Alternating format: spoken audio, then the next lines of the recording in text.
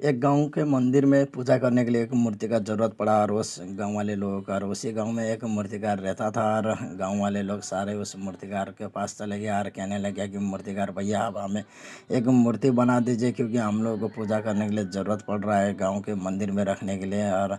आप हो सके तो थोड़ा जल्दी बना दीजिए और अभी थोड़ा पैसे रख लीजिए एडवांस में और जब आप मूर्ति बनाने के बाद जब पूरा हो जाते तो हम जब मूर्ति लेने आएंगे तो आपको हम पूरा पैसे देंगे। तो ये कह के गांव वाले लोग उस मूर्तिकार को पैसे छोड़कर चले जाते हैं और एडवांस में और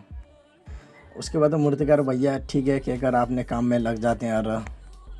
पहला एक पत्थर के ऊपर जब छीनो और हथौड़ा मारने लगते हैं मूर्तिकार और छीनो और हथौड़े जब मारते हैं और ठक ठक करके जब आकार देने लगते हैं उस पत्थर से आवाज़ आते हैं और रोने का और कहने लगता है मेरे को दर्द हो रहा है, मैं सह नहीं पाऊँगा। और उसके बाद मूर्तिकार भैया ठीक है कहकर उस पत्थर को वहीं पर छोड़ देते हैं और दूसरे पत्थर को आकार देने लगता है और जब छीनो रहता है वैसे ठक ठक करके जब आकार देने लगते हैं धीरे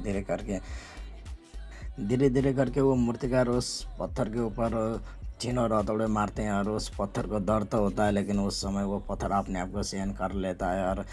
वो मूर्तिकार उस पत्थर के ऊपर और छीनो हथौड़े मारते हैं और मार मार के आकर दे और कुछ समय बीत जाते हैं और एक दिन बीतने के बाद और 2 दिन बीतने के बाद 1 हफ्ते पूरे बीतने के बाद तो वो मूर्तिकार उस पत्थर को मूर्ति बना देते हैं, यानी कि एक पत्थर को मूर्ति में परिवर्तन कर देते हैं और मूर्ति तैयार हो जाते हैं। और मूर्ति तैयार होने के बाद गांव वाले लोग मूर्तिकार भैया के पास आते हैं और कहने लगता है कि मूर्ति तैयार हो गया है तो भैया हम मूर्ति लेने के लिए आए हैं। तो मूर्तिकार भैया कहते हैं कि मूर्ति बनाकर तैयार हो गया है तो आप लोग ले जा सकते हैं। तो गांव वाले लोग पूरा पैसे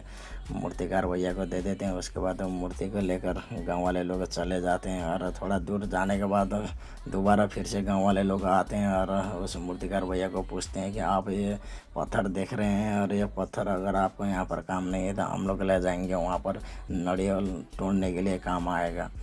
तो और वही पत्थर के बात कर रहा था जो गांव वाले लोग, यानी कि जो पत्थर को मूर्तिकार पहली बार जब छीनो हथौड़ा मार रहा था तो वो पत्थर कह रहा था कि मेरे को दर्द हो रहा है, मैं सह नहीं पाऊँगा। तो उसी पत्थर के बात कर रहा था गांव वाले लोग ले जाने के लिए और मूर्तिकार भैया कहते हैं कि मेरे को यहाँ पर काम तो नहीं है, आप लोग ले जा सकते हैं। तो गाँव वाले लोग उस पत्थर को भी साथ में लेकर चले जाते हैं और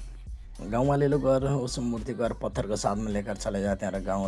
ले जाने के बाद जब गांव में पहुंचने के बाद उसके बाद वो मूर्ति को लेकर और मंदिर के अंदर रख देते हैं और जो पत्थर है उस पत्थर को बाहर रख देते हैं। जब मंदिर में मूर्ति रखने के बाद तो जब लोग पूजा करने के लिए आते हैं धीरे धीरे और जब अंदर चले जाता था लोग और पूजा करता था और पूजा करने के बाद बाहर आते थे और सभी लोग पूजा करना आते हैं तो सभी लोग के साथ में नारियल भी लेकर आते हैं और नारियल का तोड़े। तो उसके बाद वहाँ पर जो पत्थर लेकर आए थे और गाँव वाले लोगों ने वहाँ पर नारियल तोड़ने के लिए वहीं पर सामने रखे होते और उस पत्थर और उसी पत्थर के ऊपर जब लोग नारियल फोड़ता था ठड़क करके तो उस पत्थर से आवाज़ आता था कि मेरे को दर्द हो रहा है। तो फिर से दूसरे लोग पूजा करने के लिए चले जाता था अंदर और पूजा करता था और पूजा ख़त्म होने फिर से बाहर आकर फिर से नारियल उसी पत्थर के ऊपर मारता था ठड़क करके और उसी पत्थर से फिर से आवाज़ आता था कि मेरे को दर्द हो रहा है, मैं सहन कर नहीं पाऊँगा। और फिर से तीसरे व्यक्ति फिर पूजा करने के लिए चले जाता था अंदर और पूजा पूजा करता था और पूजा ख़त्म होने के फिर से नारियल बाहर तोड़ने के लिए आता था और उसी पत्थर के ऊपर फिर से ठड़क करके तोड़ता था। वो पत्थर से बहुत दर्द हो रहा था और वो कह रहा था कि मेरे को दर्द हो रहा है, मैं सहन कर नहीं पाऊँगा। धीरे धीरे उस मंदिर में गांव वाले लोग पूजा करने के लिए आते थे और पूजा करने के बाद अंदर और ख़त्म होने बाहर आता था। उसके बाद उसी पत्थर के ऊपर फिर से नारियल तोड़ता था ठड़क करके और उस पत्थर से बहुत आवाज़ यानी कि रोने का आता था और मेरे को बहुत दर्द हो रहा है, मेरे को दुख हो रहा है, मैं सहन कर नहीं पाऊँगा। ये हालत देखकर अंदर मूर्ति अंदर ही अंदर हंस रहा था और उस पत्थर को देखकर और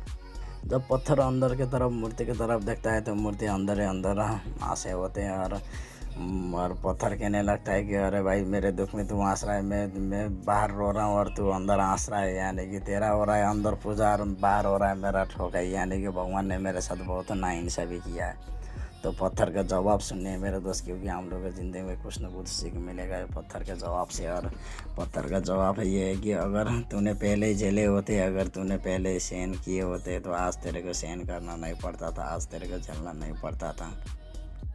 ये कहानी इसलिए सुना रहा हूँ कि मेरे दोस्त, क्योंकि हर इंसान की ज़िंदगी में दिक्कत परेशानी आते हैं और मुश्किलें आते हैं और परेशानी आते हैं और दुख आते हैं और चुनौतियाँ आते हैं, समस्या आते हैं, हर चीज़ों का हम लोग को झेलना पड़ता है। और जब तक हम लोग दुख झेलेंगे नहीं और तब तक हम लोग को ज़िंदगी में कभी सुख मिलने वाला नहीं है मेरे दोस्त। जब तक एक लोहा को भी जब एक हथौड़ा का मार सहन कर नहीं पाते हैं, तब तक कोई चीज़ों में और कोई वस्तु में और कोई औजार में परिवर्तन नहीं होते हैं। आज के वीडियो यहीं पर ख़त्म होता है मेरे दोस्त, और उम्मीद करता हूँ कि आप लोगों को ये वीडियो बहुत पसंद आएंगे और आने वाले वीडियो में और बेहतर और शानदार और ज़बरदस्त बनाने की कोशिश करूँगा। और उम्मीद करता हूँ कि आप लोगों को घर पर